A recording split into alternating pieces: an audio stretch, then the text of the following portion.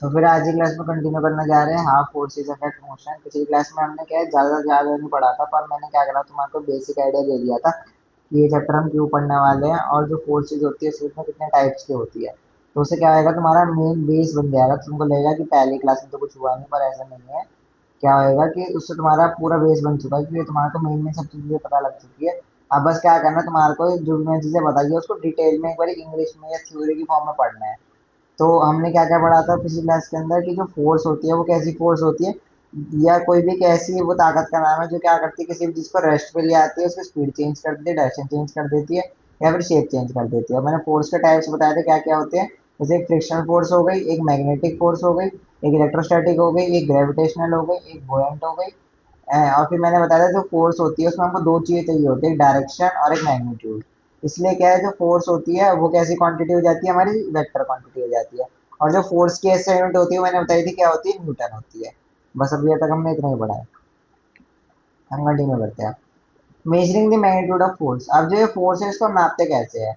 How we measure the magnitude force, do you remember using the spring balance earlier to measure the weight of the objects. अब क्या है कि हम क्या use करते हैं, स्प्रिंग बैलेंस यूज करते हैं। जो क्या करता है, अलग अलग ऑब्जेक्ट्स का वेट नापने में यूज होता है। तुमने ऐसे देखा भी होगा कि जैसे मान लो कोई बड़ी बड़ी मशीनरी वगैरह होती है, उसमें जो सिलेंडर्स वगैरह होते हैं उनके वेट नापने में यूज होता है ये। कैसे एक बड़ा सा बैलेंस होता है, वो क्या करता है, उसके नीचे हम जो भी हमारा ऑब्जेक्ट होता है भारी सा उसको बांध देते हैं। तो क्या होता है, जो ये मीटर होता है ना, ये जो रेड कलर का मीटर सा दिख रहा है, ये अपने पोजीशन से क्या करता है, मान लो कि पहले यहाँ पे था, तो यहाँ से क्या हुआ, यहाँ तक मूव आ गया ये। तो इसका हम बोलते हैं कि इसमें जितना ये शिफ्ट आया, फिर हम बोल देते हैं कि इतना शिफ्ट आया तो इतने वेट के अकॉर्डिंग शिफ्ट आया। ठीक है। Do you also remember the weight of an object is the gravitational force on the which the earth pulls the object. मैं तुमको एक और चीज बताई थी कि हमारे दो वर्ड्स होते हैं, एक होता है मेरा वेट, एक होता है मेरा मास। तो वेट का मतलब क्या होता है कि जो भी मेरा ऑब्जेक्ट है उसका मास और उसको जो अर्थ है वो कितनी फोर्स से खींच रही है, वो दोनों मिला के मेरा क्या बनता है, वेट बनता है। और मेरा मास क्या होता है, जो मेरा एक्चुअल बॉडी का मतलब वो होता है, एक्चुअल बॉडी का जो वजन होता है, या जो एक्चुअल बॉडी के अंदर जितना मास होता है वो होता है मेरा मास। मास प्लस में जो ग्रेविटेशनल पुल है, ग्रेविटी कर देता हूँ बस, तो ये हो जाता है मेरा वेट। तो वेट क्या हो गया, बेसिकली मेरा वेट हो गया मेरा एक फोर्स। तो इसलिए वेट को मैं किस में नापता हूँ, न्यूटन में। और जो मास होता है मेरा किस में होता है, केजी में। और ग्रेविटी क्या है, ये फोर्स है ये भी। तो ये भी किस में होगी, न्यूटन में। तो जो स्प्रिंग बैलेंस है वो भी इसी प्रिंसिपल को यूज करके है ना, क्या नापता है, वो वेट नापता है। ठीक है। जो हमारा ऑब्जेक्ट होता है उसका ये वेट मांगता है। ठीक है। जैसे हम क्या करते हैं, अगर मान लो कभी हमने क्या करा, अपने हाथ से इसको पकड़ के ऐसे नीचे खींचा, तो ये क्या उस समय नाप रहा होगा, अगर मैं अपने हाथ से खींचूंगा तो ये उस समय फोर्स वो नाप रहा होगा, जिस फोर्स के साथ मैंने क्या करा है, इस स्प्रिंग बैलेंस को क्या करा है, पुल करा है, मतलब नीचे की तरफ खींचा है। ठीक है। फिर मैंने बताया कि अब हमारी दो टाइप की फोर्सेस होती है। एक होती है हमारी बैलेंस फोर्सेस और अनबैलेंस फोर्सेस। ये हो गया मेरा क्लासिफिकेशन ऑफ फोर्सेस। कि जैसे मेरे क्या हो गया, पहले ये हो गया फोर्स है, और फिर फोर्स के क्या हो गए, दो अलग अलग क्लासिफिकेशन होते हैं किसी भी उसको जब हम मैग्नीट्यूड वाइज करते हैं। एक हमारी बैलेंस फोर्सेस मैग्नीट्यूड में, और एक अनबैलेंस फोर्सेस। बैलेंस फोर्स का मतलब क्या होता है कि जितनी भी हमने फोर्सेस लगाई है उनका जो नेट है, उनका जो है टोटल सम है, वो कितना आ रहा है, जीरो आ रहा है। तो उसको मैं बोलता हूँ बैलेंस फोर्स। और जो भी मेरी फोर्सेज है जिसका अगर मैं सम कर दूं सब फोर्सेज का, तो मेरा आंसर जीरो ना आए, कुछ वैल्यू आए, चाहे प्लस में आए या माइनस में आए, उसमें मेरे को मतलब नहीं है। तो उसको मैं बोलता हूँ अनबैलेंस फोर्सेस। एग्जाम्पल लेते रहे, जैसे हमने क्या करा, एक हमने क्या करा, पुश करा बॉक्स को किसमें, सरफेस के ऊपर। यही वाला एग्जाम्पल जो मैं नॉर्मल फोर्स का तुम्हारे को बताया था कि हमने क्या करा, ये डब्बा लिया है, उसको क्या करा, हमने ऊपर से पुश करा, मतलब धरती के अंदर दबाने की कोशिश करी।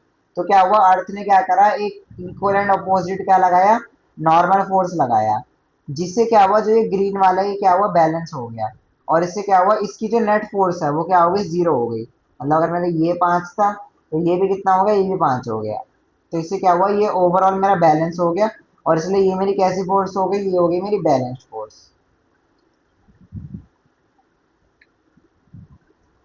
ठीक है। अनबैलेंस्ड फोर्स कौन सी होती है, जिस फोर्स में क्या है, मेरा जो नेट होता है वो जीरो नहीं होता है। जैसे मान सकते हैं, हमने क्या लिया, कोई एक बॉल है वो फ्लोट कर रही है। ठीक है। तो इसमें क्या हो रही है, दो फोर्स एक्ट कर रही है, एक मेरी ग्रेविटेशन फोर्स और एक मेरी बोयंट फोर्स। बट क्योंकि मेरी जो बॉल है वो क्या हल्की है बहुत ज्यादा, इस वजह से क्या हो रहा है, उसकी जो बोयंट फोर्स है वो बहुत ज्यादा है। ये मान लो ये ऐसी है और ये तुम्हारी बॉल हो गई। तो इस वजह से क्या है, जो इसकी बोयंट फोर्स है, मतलब जो पानी इसके ऊपर फोर्स लगा रहा है ताकि ये पानी के अंदर डूब ना पाए, वो बहुत ज्यादा है। जबकि जो उसका वेट है, क्योंकि इसका मास भी कम है, इसलिए क्या है, जो इसकी ये वाली जो है ग्रेविटेशनल फोर्स है वो बहुत कम है, इस वजह से क्या है, तुम्हारी जो बॉल है वो फ्लोट कर रही है। तो ये मेरा कौन सा एग्जाम्पल हो गया, ये हो गया मेरा अनबैलेंस फोर्स का।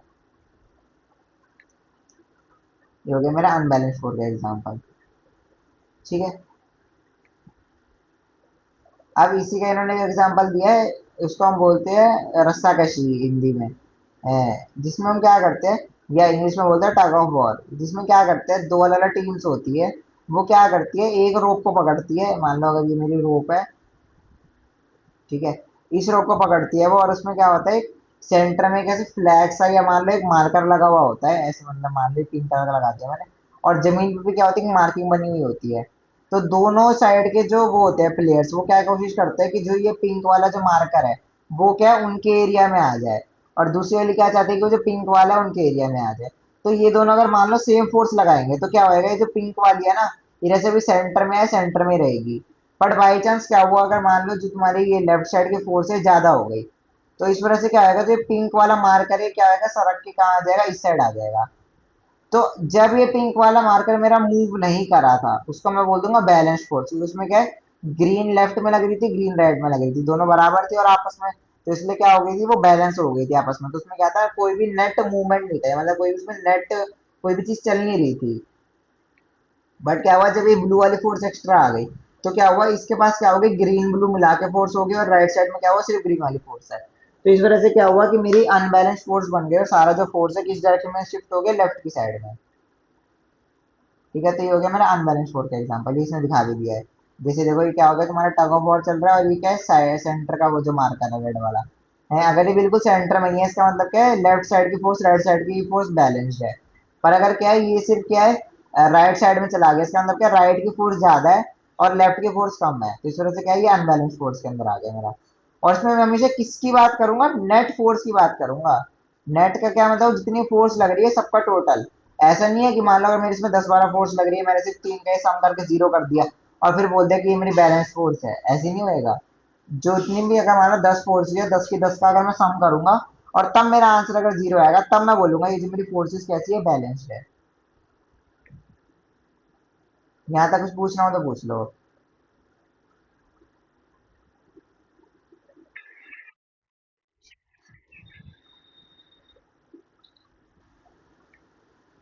इसके बाद इन्होंने क्या करा, एनसीईआरटी वाले ने बस एक एग्जांपल दिखाया है कि तुमने क्या करा है, मान लो ये तुम्हारी कार है, ठीक है, और क्या करा है, दो लोगों ने मिलकर, मान लो अगर कार खराब हो गई है, तो दो लोगों ने मिलकर क्या करा, उसको धक्का मारना चालू करा।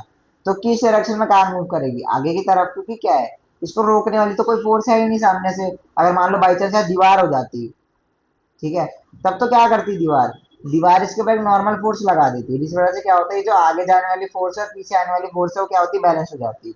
पर अभी क्योंकि दीवार नहीं है, तो क्या है, गाड़ी को रोकने वाली कोई फोर्स तो है नहीं, तो ये सिर्फ क्या है, आगे आगे जाती रहेगी।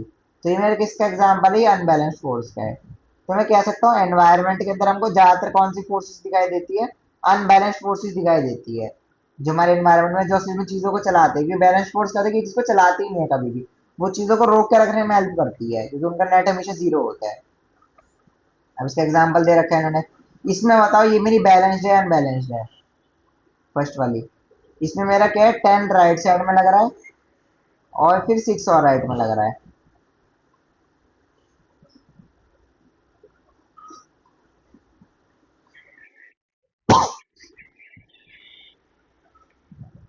हाँ, ये फोर्स मेरी अनबैलेंस्ड है, क्यों, क्योंकि इसमें क्या है, दोनों फोर्सेस क्या है, राइट में लग रही है। और अगर मेरी क्या है, सेम डायरेक्शन में फोर्स लगती है, तो मैं हमेशा क्या करूंगा, ऐड करूंगा। ये चीज से आया तो याद कर लो ऐसी कैसी, कि अगर मेरी क्या होएगी, सेम डायरेक्शन में फोर्स होएगी, ठीक है, तो क्या होएगी, मेरी ऐड होएगी। ठीक है, और अगर अपोजिट डायरेक्शन में है, अपोजिट है अगर, तो क्या होगी, सब्ट्रैक्ट होगी, मतलब माइनस होगी। तो इसमें क्या है, 10 न्यूटन में मेरा राइट में लग रहा है, 6 न्यूटन में राइट में लग रहा है। तो क्योंकि मेरे दोनों फोर्सेज राइट में लग रहे हैं, इसलिए मेरा क्या है, ये दोनों फोर्सेज आपस में क्या हो जाएगी, सेम डायरेक्शन की हो जाएगी। मतलब क्या होगी, आपस में ऐड होगी, तो मेरा जो टोटल नेट बना वो कितना बन गया, 16 और इसके आगे यूनिट क्या होती है इसकी, न्यूटन। न्यूटन को हम किससे दिखाते हैं, कैपिटल एन से। 16 और न्यूटन का दिखाते हैं कैपिटल एन से, तो 16 न्यूटन। ठीक है, यहाँ देखते हैं, यहाँ पे 10 न्यूटन राइट लगा रहा है, 6 न्यूटन लेफ्ट लगा रहा है। तो इसमें क्या आएगा, 10 - 6 होएगा, 10 - 6 कितना होता है, 4 न्यूटन। अब कोई तुमसे डायरेक्शन पूछे कि डायरेक्शन क्या होगी नेट फोर्स की, जो 4 न्यूटन नेट फोर्स है, इसकी डायरेक्शन क्या होगी, तो 10 क्या किस डायरेक्शन में लग रही है, राइट में, और 6 किस में लग रही है, लेफ्ट में। तो टोटल मेरा नेट किस में आ जाएगा, राइट में, क्योंकि मेरी ज्यादा किस डायरेक्शन में है, राइट साइड में। ऐसे इसमें क्या है, 6 मेरी क्या लेफ्ट में लग रही है और 10 मेरी राइट में लग रही है। तो अभी भी मेरा नेट तो क्या है, 4 ही है, बट इसमें डायरेक्शन क्या हो जाएगी, इसमें डायरेक्शन हो जाएगी मेरी लेफ्ट साइड, क्योंकि इसमें जो बड़ी फोर्स है वो किस तरफ चलाने की कोशिश कर रही है, वो लेफ्ट साइड में चलाने की कोशिश कर रही है। ठीक है, ये वाला एग्जाम्पल समझ आया।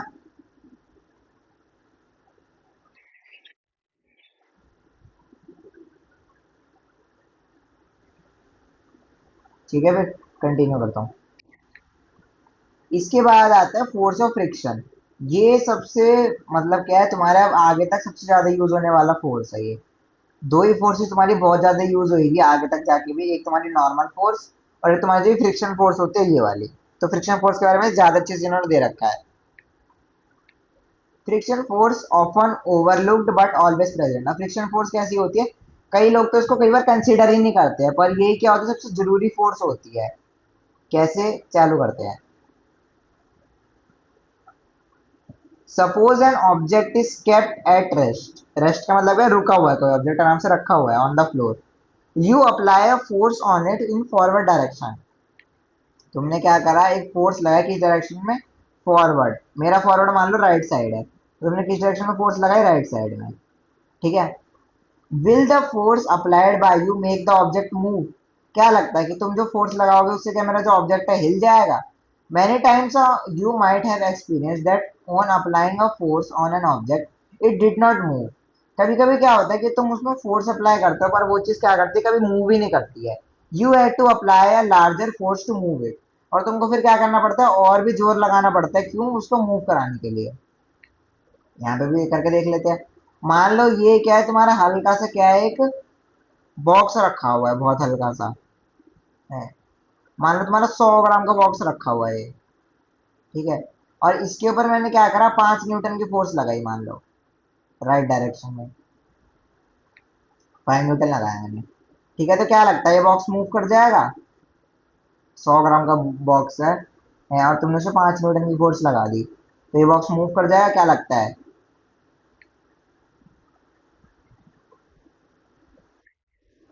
कर जाएगा। ठीक है, इसी एक और चीज का अब देखते हैं। तुमने अब क्या करा, बॉक्स नहीं लिया, तुम्हारा मान लो घर का बेड है, मान लो 50 किलो का है वो, 50 kg।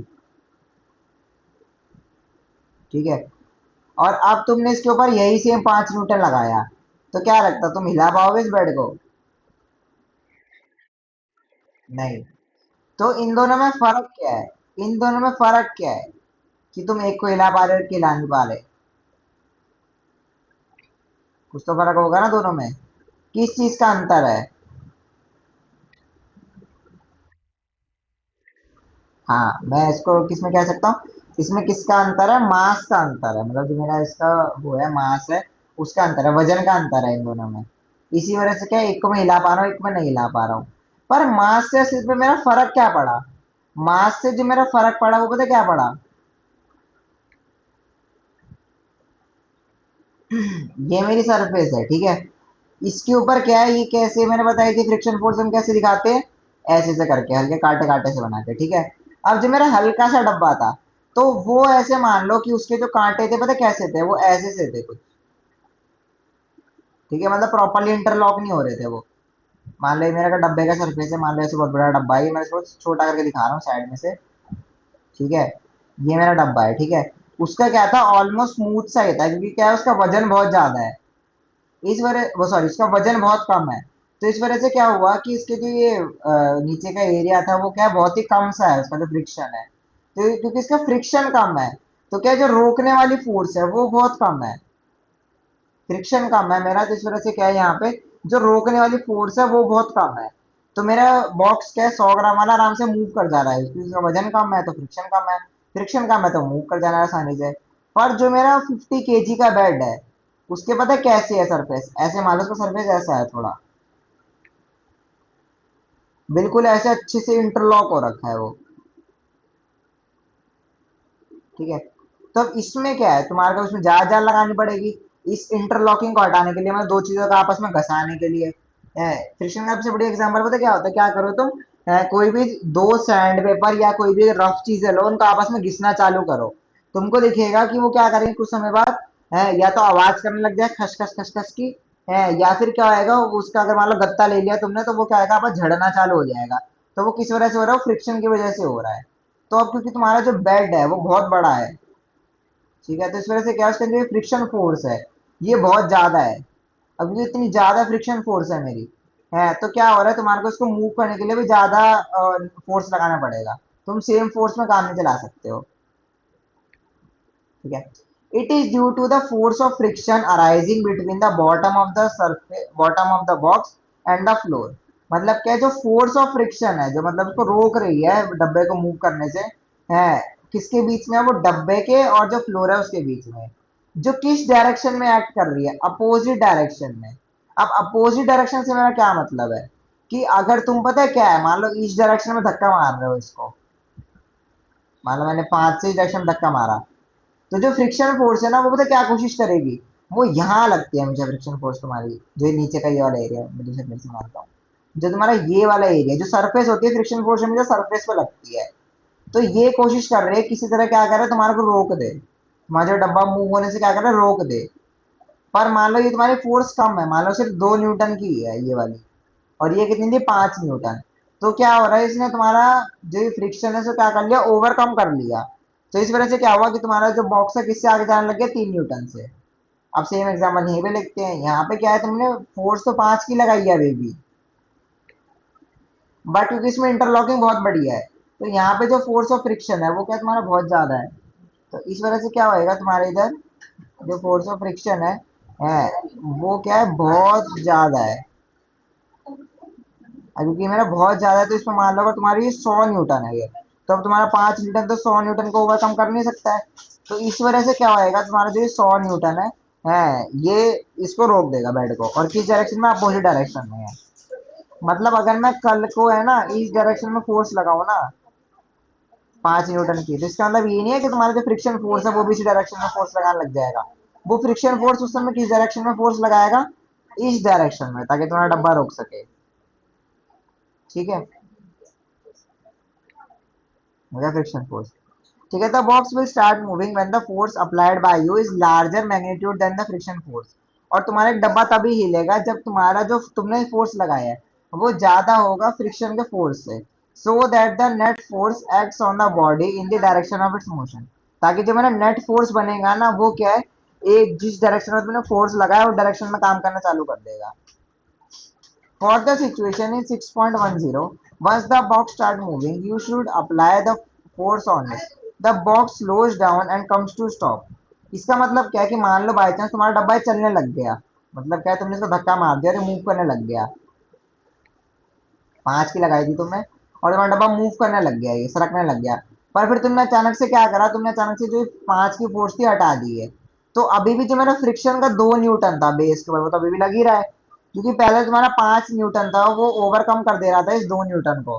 पर अब क्या हो रहा है, क्योंकि तुमने ये वाली फोर्स हटाई थी, 5 न्यूटन वाली, तो तुम्हारा जो ये 2 न्यूटन है ना, ये क्या कर दे रहा है, इस डब्बे को रोकने की कोशिश कर रहा है। तभी तुम देखते होगे कि तुम्हारा डब्बा क्या आएगा, अगर तुम उसको जोर धक्का मारते हो तो क्या होता है, पहले जाता है जाता है जाता है, और कुछ समय बाद जाते जाते जाते जाते क्या होता है, ये एक पॉइंट पे आके रुक जाता है। तो ये रुका क्यों, क्योंकि क्या कर रहा है, फ्रिक्शन कंटिन्यूसली इसको रोकने की कोशिश कर रहा है। और रोकने की वजह से क्या हो रहा है, इसकी जो स्पीड है ना वो कम हो रही है। मान लो अगर यहाँ तुमने 10 की स्पीड से फेंका था, 10 मीटर पर सेकेंड से, ठीक है, तो यहाँ बीच में कहीं पे क्या होगी, फ्रिक्शन में रोकने की कोशिश करी होगी, तो बीच में कहाँ पे, कहीं पे क्या आ गई होगी, 5 आ गई होगी ये, 5 मीटर पर सेकेंड। ठीक है, और 5 मीटर पर सेकेंड से कहाँ चली गई होगी, लास्ट में जीरो पे, मतलब क्या है, रेस्ट पे आ गई होगी ये। तो मेरा फ्रिक्शन फोर्स का ये काम होता है, किसी भी चलती हुई ऑब्जेक्ट को रोकने का। ये कोशिश करता है कि जो चीज रुकी हुई है वो रुकी रहे, या कोई चीज चल रही है तो उसको रोक दे। फ्रिक्शन फोर्स का काम क्या है? चलती चीज को रोक दे, ठीक है, और क्या है, रुकी चीज को रुकी रहने दे, ये फ्रिक्शन का काम है। तो ये हो गया मेरा फ्रिक्शन, ठीक है। You must have experience this in many cases. You stop pedalling the bicycle and after some time it comes to a rest. एक और तुमने कहाँ देखा होगा ये, अगर तुम मानो साइकिल चला रहे हो, साइकिल में तुम पेडल देना बंद कर दो, तो क्या होगा, तुम्हारी साइकिल थोड़ी सी आगे बढ़ेगी और कुछ थोड़ा आगे जाके क्या होगी, रुक जाएगी। ऐसी क्या है, you stop pushing a ball and it comes to rest after travelling some distance. तुमने क्या करा, एक बॉल ली और उसको क्या करा, लात मारी, तो वो क्या हुआ, जमीन पर रोल होती गई होती गई होती गई, और कुछ समय बाद सामने जाके क्या हुई, वो फ्रिक्शन की वजह से रुक गई। Does it mean that you need to continuously apply a force to keep it moving? तो तुम्हें क्या लगता है कि यार तुम्हें कंटिन्यूसली फोर्स लगाते रहना पड़ेगा ताकि तुम्हारा जो ऑब्जेक्ट है वो मूव करता रहे? तो हाँ, ये बात सही है। On a moving object we have to continuously apply a force to counter the friction. मतलब है, कोई भी चीज अगर चल रही है तो अगर तुम उसको फोर्स हटा दोगे ना, तो वो चीज चलना बंद कर देगी। तो तुमको उसको क्या फोर्स लगा के रखना पड़ेगा ताकि जो फ्रिक्शन फोर्स है वो क्या कंटिन्यूसली ओवरकम होता रहे, ठीक है। तो इसके ऊपर क्या है, इन्होंने एग्जांपल दे रखा है ऐसी एक, कि तुमने क्या करा, एक रबर बैंड ली, उसके ऊपर क्या करा, कॉइन लगा दो, ठीक है, और फिर क्या करो, उस कॉइन को ऐसे करके मारो रबर बैंड से, तो तुमको दिखाई देगा। मैं चलो दिखाई देता हूँ एक बार, कैसे दिखेगा ये तुम्हारा। अब देखो, मान लो ये क्या थी, तुम्हारी रबर बैंड थी, ठीक है, और तुमने क्या तीन चार कॉइन क्या एक के ऊपर एक रख दिए। एक कॉइन ये रहा, इसके ऊपर एक कॉइन ये रहा, ठीक है, और एक कॉइन ये रहा, मानो तुमने तीन कॉइन रख दिए एक के ऊपर एक। चलो मुझे एक बात बताओ, अगर मैं रबर बैंड को ऐसे करके पीछे खींचूंगा, ठीक है, और क्या करूंगा, ये पिंक वाले पे मारूंगा, तो तुम्हें क्या लगता है, जो ये ग्रीन वाला और जो ये ब्लू वाला कॉइन है, इनके साथ क्या होना चाहिए? क्या ये भी मेरे सिक्कों के साथ आगे उड़ के चले जाएंगे हैं, या फिर ये यहीं पर रुके रहेंगे, या फिर कुछ और रहेगा, क्या लगता है?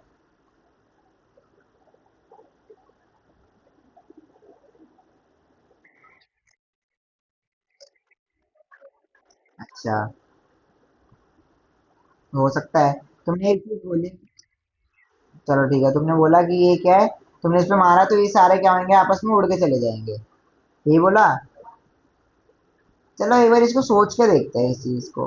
मान लो ये मैंने क्या करा, रबर बैंड इसके ऊपर क्या करा, ऐसे मान लो रबर बैंड में डॉट से बना दिए, तुमने टक करके मारा इसके ऊपर, ठीक है, और ये था मान लो मेरे नीचे पिंक वाला, ठीक है, मान लो ये था मेरा पिंक वाला कॉइन, ठीक है, तो तुमने फोर्स किस पे लगाई है, पिंक वाले पे लगाई है, ग्रीन वाले पे लगाई है, ब्लू वाले पे लगाई है, किस पे फोर्स लगाई है तुमने? क्या लगता है, किस पे फोर्स लगाई है तुमने? पिंक वाले पे लगाई है रबर बैंड से, या ग्रीन वाले पे लगाई है, या ब्लू, पिंक वाले पे लगाई है तुमने फोर्स। अब तो इससे क्या होगा, कि जो मेरा पिंक वाला है उसका ही तो फ्रिक्शन ओवरकम होएगा,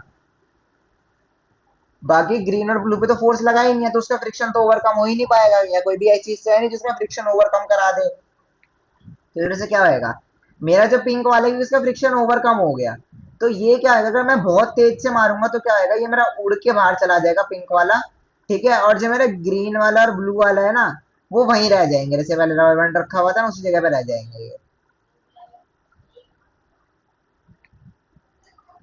तो बेसिकली तुम्हारे साथ ये होएगा।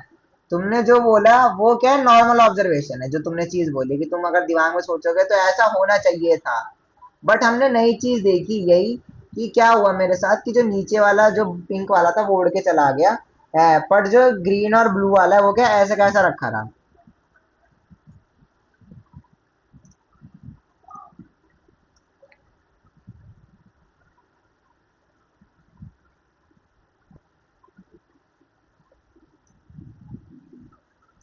ठीक है, मैं एक बार इसको देख भी देता हूँ, अगर मेरे को ऑनलाइन कहीं मिलती है तो ये वाली फोटो।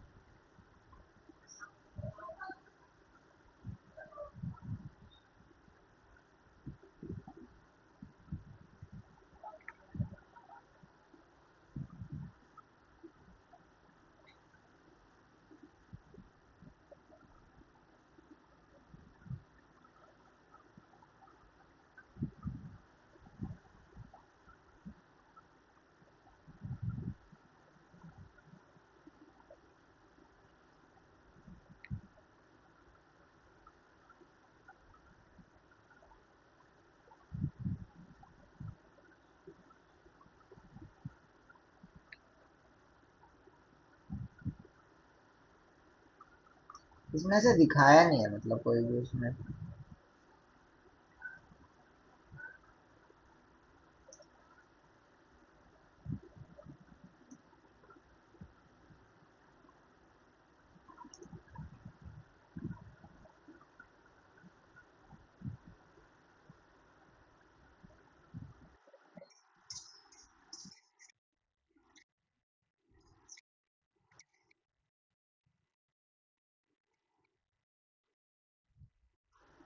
ठीक है चलो मैं एक दिखा देता हूँ तुम्हारे को, एक इसकी जैसे ही एक्सपेरिमेंट है, थोड़ा सा अलग है पर। ठीक है, ये मैंने ऑनलाइन निकाला है अभी।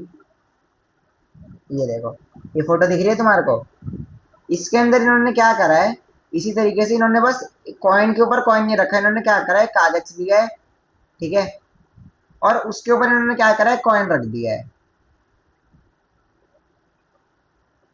ठीक है, और नीचे क्या है, नीचे तुम्हारा खाली ग्लास रखा हुआ है बस।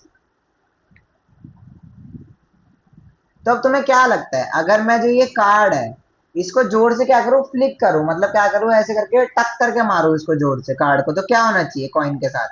कॉइन में तीन ऑप्शन है मेरे पास कि क्या होएगा। कॉइन अभी जैसे है वैसे ही रुका रहेगा और क्या होएगा, ग्लास के अंदर गिर जाएगा। दूसरा क्या है, कॉइन मेरा क्या है, उड़ के कागज के साथ कहीं दूर चला जाएगा। और तीसरा ऑप्शन है कि इन दोनों में से कुछ नहीं होएगा, या कुछ नया ही होएगा। क्या लगता है, इन तीनों में से क्या होना चाहिए?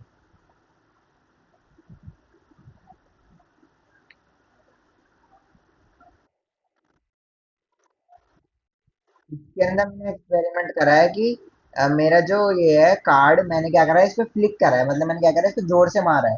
तो मेरे तीन ऑप्शन क्या बनेंगे, पहला कि जो मेरा कॉइन है वो क्या है, ऐसा कैसा ग्लास के अंदर नीचे गिर जाए, कॉइन को कोई असर ना हो। दूसरा ऑप्शन है मेरा कि जो मेरा कॉइन है वो क्या है, कार्ड के साथ ही उड़ के कहीं दूर चला जाए। ठीक है। तीसरा ऑप्शन है मेरा कि इन दोनों में से कुछ भी नहीं हो रहा है और कुछ नया हो रहा है। बताओ क्या होना चाहिए इन तीनों में से?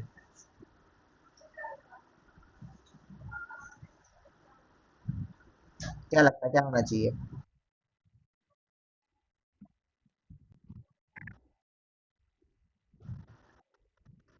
नहीं समझ आया, फिर से बोल।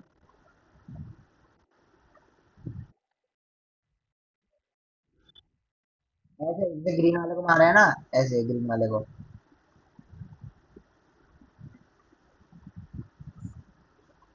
डायरेक्शन से कोई मतलब नहीं है, डायरेक्शन से हर डायरेक्शन में सेम रिजल्ट आएगा।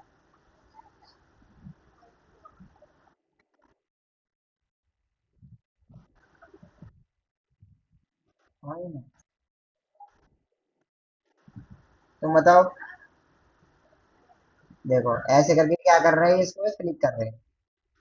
हाँ, तो हम क्या कह सकते हैं, मेरा कॉइन के साथ क्या होएगा, वो नीचे चला जाएगा, क्यों? क्योंकि मैंने फोर्स किस पे अप्लाई करी है, मैंने फोर्स किस पे अप्लाई करी है? बताओ, मैंने फोर्स कार्ड पे करी है, मैंने फोर्स अप्लाई।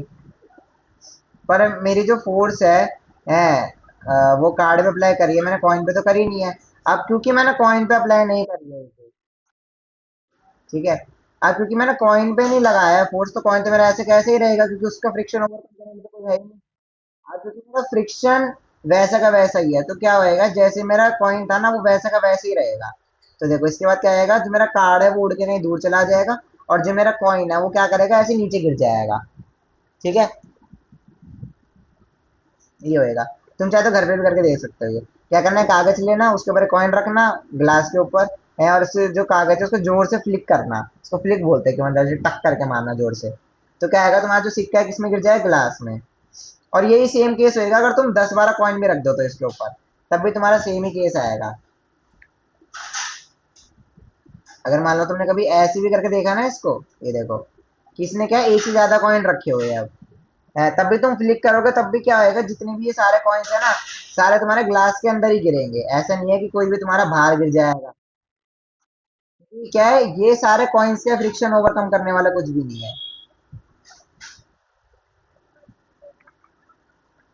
ठीक है, ये रहा।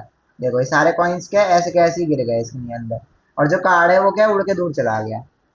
तो इस वाले एक्सपेरिमेंट में भी इसलिए क्या होएगा, अगर मैंने क्या करा, एक के ऊपर एक सिक्के रख दिए और उसको रबर बैंड से जोर से मारा, तो क्या होएगा, जो मेरा पिंक वाला सिक्का है, क्योंकि मैंने उसके ऊपर फोर्स लगाया है, तो वो क्या है, उड़ के दूर चला जाएगा, और जो मेरा ग्रीन वाला और जो ब्लू वाला है वो क्या है, ऐसे ही जमीन पे आके गिर जाएंगे बस, वो कहीं दूर दूर नहीं जाएंगे। अब समझ आया? तुम्हारे जो सोची थी ऑब्जर्वेशन की ये होना चाहिए था, पर असलियत में क्या हो रहा है, उसमें क्या फर्क है? बताओ। ये समझ आया क्या कि तुमने जो सोचा था कि ये होना चाहिए, पर असलियत में क्या हुआ? क्या उन दोनों में फर्क है? आना तो बोल दो।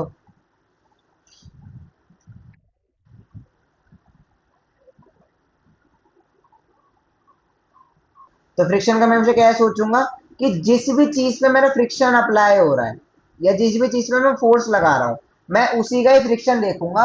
मैं ना ही आसपास दूर दूर तक के और किसी का फ्रिक्शन नहीं देखूंगा। जिस चीज पे मेरा फोर्स अप्लाई हो रहा है ना, सिर्फ उसी का फ्रिक्शन मेरे मैटर करता है, कि क्या जो मैंने फोर्स लगाई है वो उसके फ्रिक्शन को ओवरकम कर पा रहा है या नहीं कर पा रहा है। कर दिया तो मेरा ऑब्जेक्ट वही वही वाला मूव करेगा है, और अगर नहीं कर पाया तो क्या होएगा, वो जो मेरा ऑब्जेक्ट है वो, मैं मान लो कि अगर वो नहीं कर पाया और बाई चांस उसको ओवरकम, तो मेरा जो ऑब्जेक्ट है वो मूव ही नहीं करेगा। आई बात समझ में?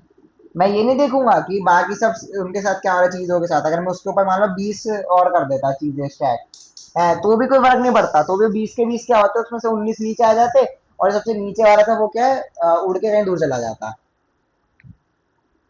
इसे क्या कंटिन्यू करते हैं, चलो।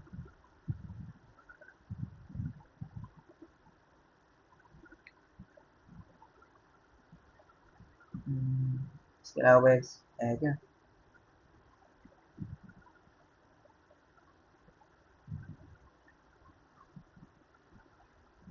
इन्होंने एक ये वाला एक्सपेरिमेंट भी दिया हुआ है, इन्होंने बस क्या करा है, एक कॉइन लिया है, उसको क्या करा, रबर बैंड से मारा है इन्होंने।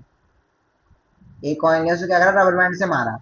तो इस वजह से क्या हुआ कि तुम्हारा जो रबर बैंड है, उसने क्या करा, कॉइन को कुछ वो दी, वेलोसिटी दी इस डायरेक्शन में। ठीक है। पर तुम्हारा जो फ्रिक्शन फोर्स है वो किस डायरेक्शन में लग रहा है, वो बेस पे लग रहा है और उल्टी डायरेक्शन में लग रहा है। तो जब तक तुम्हारे रबर ने इसको फोर्स दी थी, तब तक तो ये सही चल रहा था आगे, पर जैसे ही तुमने क्या करा, ये रबर बैंड से फोर्स देनी बंद करी, तो क्या वो फ्रिक्शन ने अपना काम चालू करा, और जो मेरा ये सिक्का है क्या हुआ, पहले घिसड़ता गया, घिसड़ने लगा, घिसड़ते घिसड़ते घिसड़ते पहले क्या रुकता गया रुकता गया रुकता गया रुकता गया, और एक टाइम पे क्या आया, आके बिल्कुल रुक गया। तो इसमें क्या है, यहाँ फ्रिक्शन फोर्स काम कर रहा है मेरा।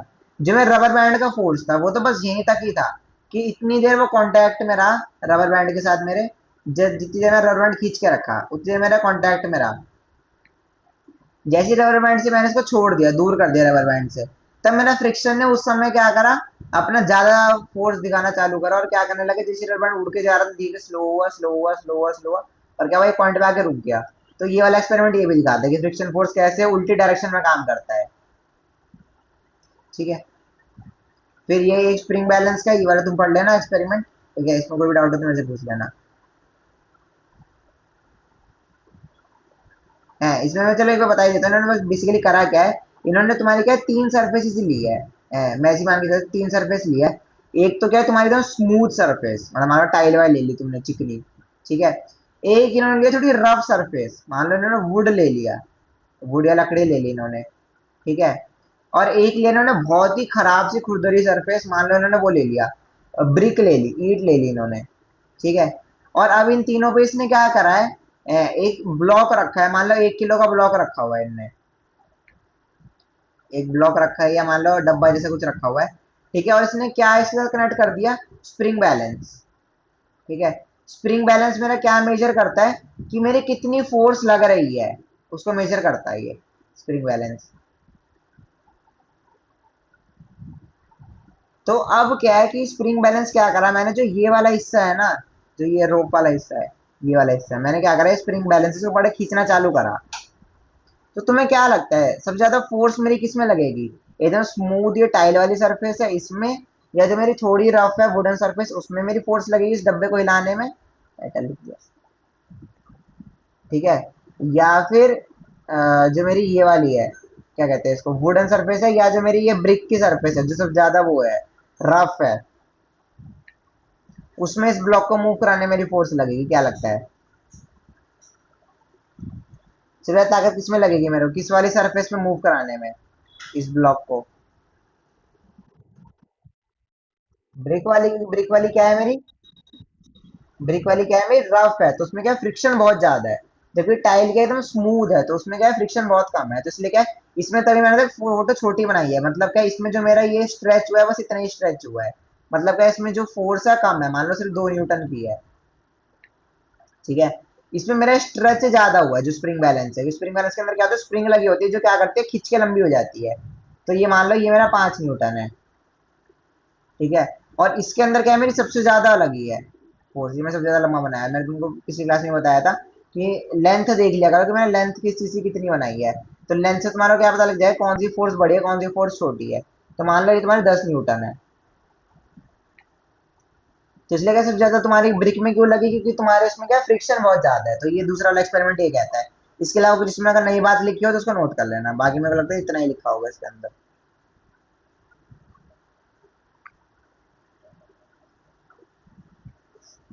ठीक है।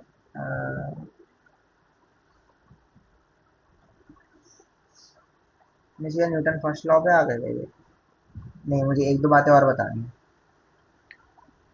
ठीक है। मैं तुम्हारे को एक दो बातें और बता देता हूँ पहले तो, ठीक है। फ्रिक्शन होती है मेरी 3 टाइप की, जो मेरी फ्रिक्शन फोर्स होती है।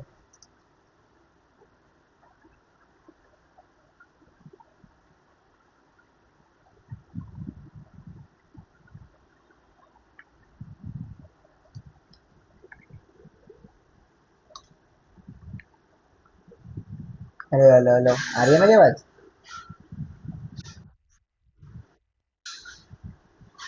ठीक है।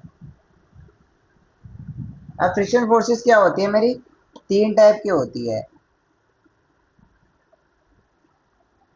एक होती है मेरी कौन सी फ्रिक्शन, स्टैटिक फ्रिक्शन सबसे पहले तो, ठीक है। दूसरी होती है मेरी लिमिटिंग, ठीक है। और तीसरी होती है क्या मेरी, काइनेटिक। ये होती है मेरी 3 टाइप की फ्रिक्शन।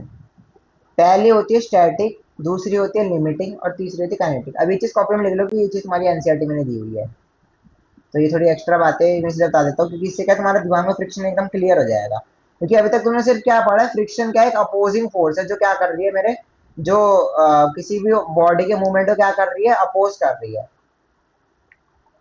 तो अब जो मेरा फ्रिक्शन है, ठीक है, स्टैटिक फ्रिक्शन मेरा कब वर्क करता है, स्टैटिक फ्रिक्शन मेरा वर्क करता है जब मेरा ऑब्जेक्ट किस पे होता है, रेस्ट में। तो ये कोशिश करता है कि मेरा जो ऑब्जेक्ट रेस्ट में है वो क्या है, रेस्ट में ही रहे, ठीक है। अगला होता है मेरा लिमिटिंग फ्रिक्शन, ये होती है मेरी मैक्सिमम कितना फ्रिक्शन लग सकता है, मैक्सिमम वैल्यू ऑफ फ्रिक्शन है, कितना लग सकता है वो भी मैं समझा देता हूँ भाई, कितना लग सकता है से मेरा क्या मतलब है, मैक्सिमम वैल्यू ऑफ फ्रिक्शन है। और काइनेटिक फ्रिक्शन क्या होता है, जो मेरा किसी भी क्या है मूविंग ऑब्जेक्ट को रोकने के लिए, अरे अरे, जो किसी भी मेरा मूविंग ऑब्जेक्ट को रोकने के लिए फ्रिक्शन यूज होता है वो मेरा काइनेटिक फ्रिक्शन होता है। मूविंग ऑब्जेक्ट पे जो मेरा फ्रिक्शन वर्क करता है वो होता है मेरा काइनेटिक फ्रिक्शन। तो ये तीनों में डिफरेंस है, ठीक है। अब चलो मैं मान लूं कि तुम्हारा जो फ्रिक्शन है उसकी जो वैल्यू होती है वो चेंज होती रहती है टाइम टू टाइम, कैसे मैं बता देता हूँ। कि मान लो तुम्हारे इसमें क्या है, बड़ा सा बेड है, मान लो कि पूरा एकदम डबल किंग साइज बेड है, ठीक है। और ये क्या सरफेस है, तुमको क्या लगता है इसकी कितने न्यूटन की फ्रिक्शन होनी चाहिए, तुम मुझे चाहिए एक रैंडम वैल्यू बता दो, कितने न्यूटन की फ्रिक्शन होनी चाहिए इसकी, क्या लगता है? 10 न्यूटन की? थोड़ा ज्यादा बोलो, इतने कम में हो जाएगा काम 10 न्यूटन में तो। 150 न्यूटन, चलो बड़ी वैल्यू आ गई हमारे साथ। 150 न्यूटन की क्या है इसकी, फ्रिक्शनल फोर्स है, मतलब क्या है कि ये 150 न्यूटन तक फ्रिक्शन दे सकता है, ठीक है। अब तुम ठहरे छोटे छोटे से मान लो, एकदम हल्के फुल्के से, ठीक है। तुमने कितनी लगाई, मान लो 20 न्यूटन की फोर्स लगाई, तो क्या लगता है बेड मूव करेगा या नहीं करेगा? नहीं करेगा। बट अगर मैं इस डायग्राम को देख के ध्यान से समझू तो क्या हो रहा है, 20 न्यूटन मेरा किस डायरेक्शन में लग रहा है, राइट साइड में, मतलब आगे की तरफ लग रहा है 20 न्यूटन। और क्या हो रहा है, 150 न्यूटन किस डायरेक्शन में लग रहा है, पीछे की डायरेक्शन में। तो क्या तुम्हारा बेड अगर मैं इस टेक्निकली फिगर के हिसाब से देखूं तो क्या तुम्हारा बेड अपने आप ही 130 न्यूटन की फोर्स से पीछे की तरफ जा रहा है? क्या लगता है? अगर मैं इस डायरेक्शन के हिसाब से देखूं तो 130 न्यूटन से पीछे जा रहा है। बट क्या रियल में ऐसा होता है कि तुम्हारा बेड है अपने आप ही तुमने 20 न्यूटन की फोर्स लगाई है और उल्टा आने लग गया, तुम्हारे ऊपर आने लग गया तुम्हारा बेड? तुम तो आगे की तरफ धक्का मार रहे हो, तुम्हारे ऊपर आ गया बेड। ऐसा होता है? नहीं होता है। तो असलियत में होता क्या है, क्या लगता है?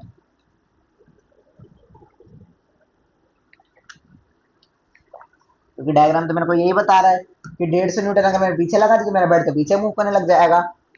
तुम डर के भाग जाओगे कि अरे अरे अरे 130 न्यूटन की फोर्स से बेड आ गया मेरे ऊपर, दबी जाओगे तुम लोग तो असलियत में होता क्या है यहाँ पे? यहाँ पे मेरा काम करता है क्योंकि मेरा बेड किस पे है, रेस्ट पे है। तो यहाँ मेरा काम कर रहा होता है इस समय स्टैटिक फ्रिक्शन। स्टैटिक फ्रिक्शन मेरा कैसा फ्रिक्शन होता है? जो जितनी उस पर फोर्स अप्लाई हुई है उसके अकॉर्डिंग वो क्या करता रहता है, अपनी फोर्स चेंज करता रहता है। मतलब क्या, अगर तुमने 20 न्यूटन लगाई है ना, तो ये वापसी में ऐसे नहीं 150 न्यूटन पूरा लगा देगा। ये वापसी में भी कितना न्यूटन लगाएगा, 20 न्यूटन लगाएगा। ये हो गई मेरी स्टैटिक फ्रिक्शन, जो क्या करता है, जितनी इस पे फोर्स लग रही है उसके अकॉर्डिंग खुद को शिफ्ट करता है। ये बात समझे स्टैटिक फ्रिक्शन का मतलब क्या है? ये ऐसा नहीं है कि 150 पूरी की पूरी एक बार में लगा दे रहा है ये जितनी तुम लगाओगे ना, और जिसके पास अगर कैपेसिटी है उतनी लगाने की, तो ये उतनी लगाता रहेगा।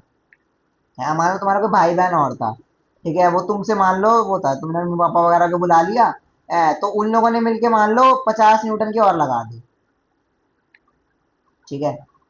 तो अब मेरा पर बेड दे कितना सकता था? मेरा बेड दे सकता था 150 न्यूटन, ठीक है, टोटल फ्रिक्शन। मतलब मैक्सिमम, इससे ज्यादा नहीं दे सकता ये 150 न्यूटन से। मैंने कितने का दिया है, 70 का दिया है। तो क्या करेगा, जो मेरा स्टैटिक फ्रिक्शन है वो चेंज हो जाएगा। और किस में चेंज हो जाएगा? वो खुद को एक नई वैल्यू में चेंज कर लेगा। वो किसमें? 70 न्यूटन पीछे की डायरेक्शन में। तो क्या है, अभी मेरा बेड नहीं हिलेगा। हिल जाएगा क्या मेरा बेड? क्या लगता है इस वाले केस में?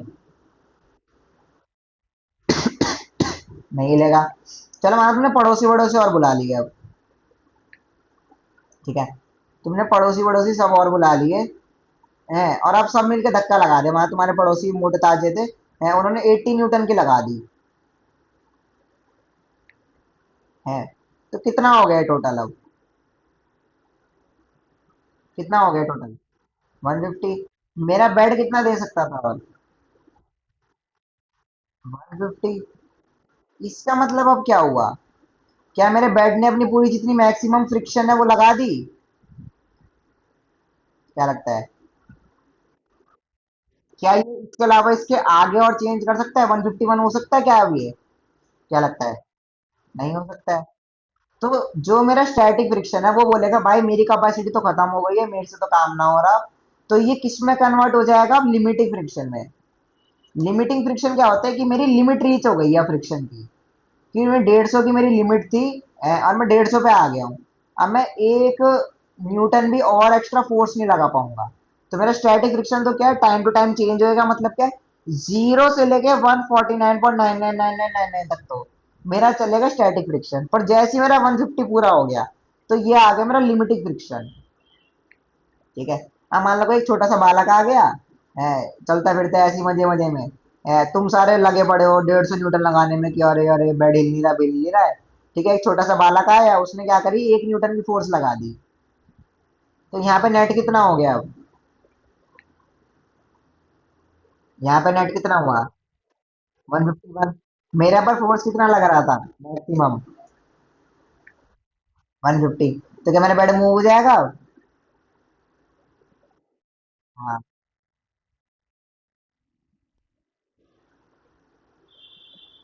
बोलो बोलो।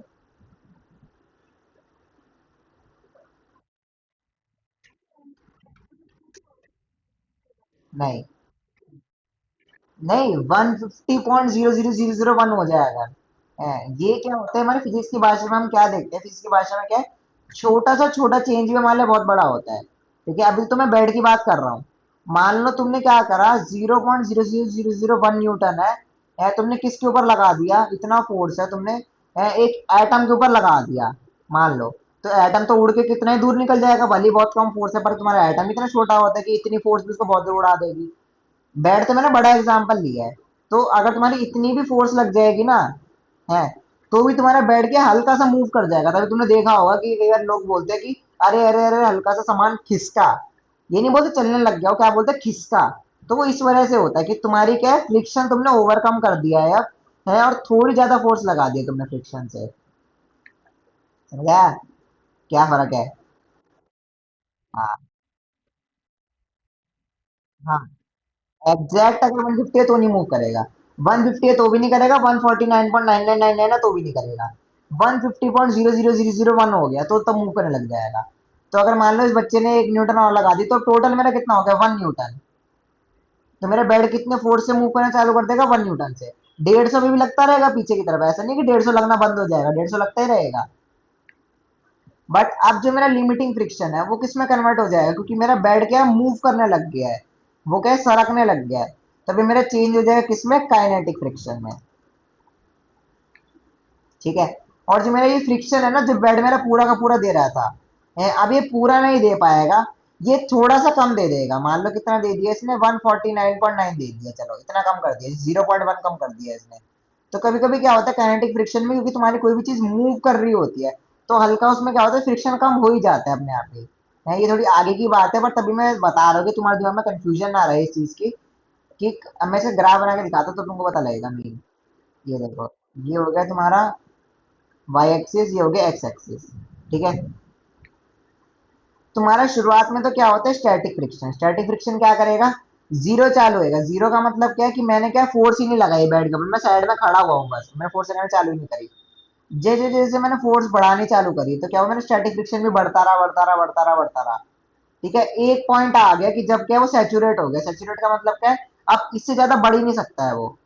तो क्या हुआ कि उसने क्या करी, सेम फोर्स लगाई और हल्की सी क्या हुई, डिप आ गया उसने, सॉरी ज्यादा कर दिया, हल्का सा क्या हुआ, इसने डिप आ गया और फिर क्या हुआ, नॉर्मल जैसे नॉर्मल फ्रिक्शन फोर्स काम करता है ऐसे काम करने लग गया।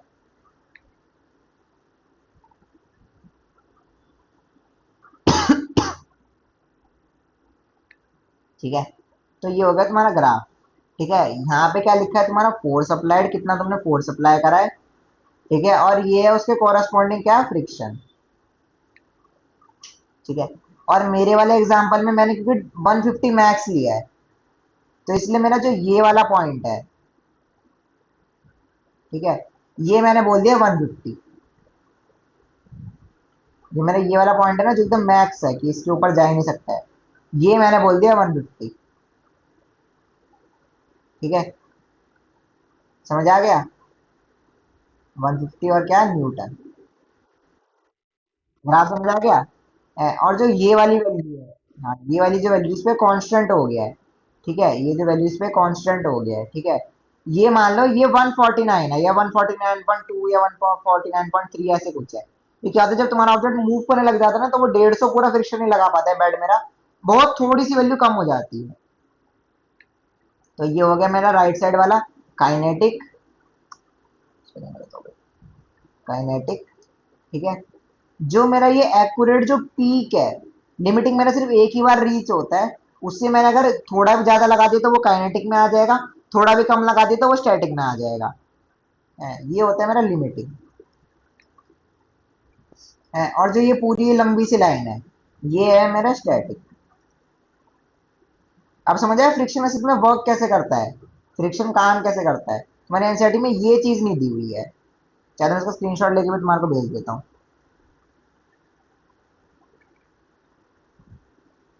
फिजिक्स में इसलिए क्या है, हम एकदम कट टू कट बात करते हैं। मतलब 0.001 न्यूटन का भी चेंज आएगा तो वो भी हमारे लिए चेंज होता है। पर रियल लाइफ में क्या होता है, रियल लाइफ में हम ये सब चीजों को क्या करते हैं कि बहुत छोटा चेंज है तो हम नॉर्मली इग्नोर कर देते हैं।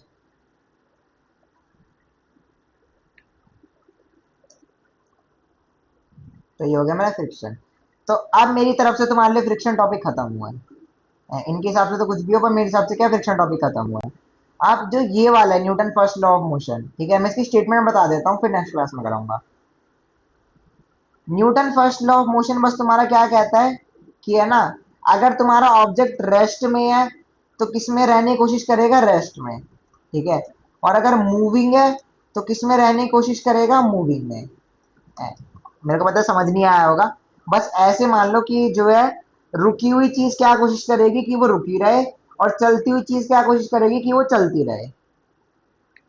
सबसे बढ़िया एग्जांपल यही मेरा बेड ही है, कि मेरा बेड क्या कोशिश कर रहा है कि रुका हुआ है मेरा बेड, तो चाहे तुम जो फोर्स लगा लो, तो फ्रिक्शन उसको क्या कोशिश करवा रहा है कि तू रुका रहे रुका रहे रुका रहे रुका रहे।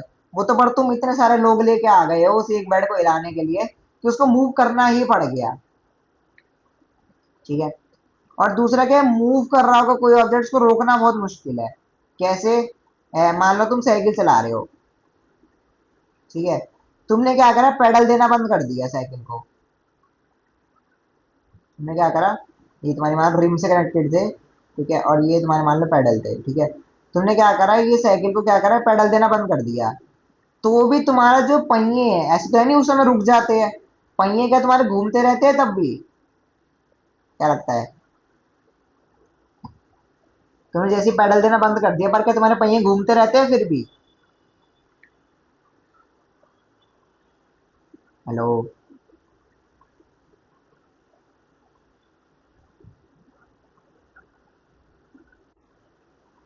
तुम भले पेडल देना बंद कर दोगे, तभी क्या तुम्हारे जो व्हील्स होते हैं घूमते रहते हैं। हाँ। इसका मतलब क्या है कि मेरी साइकिल तो चाहती है, जो पहिए हैं जो व्हील्स है तो चाहते हैं कि हम चलते रहे। तुमने पेडल देना बंद कर दिया, उससे कोई मतलब नहीं है इसको, तब भी ये क्या करेंगे, कुछ दूर तक तो घूमेंगे।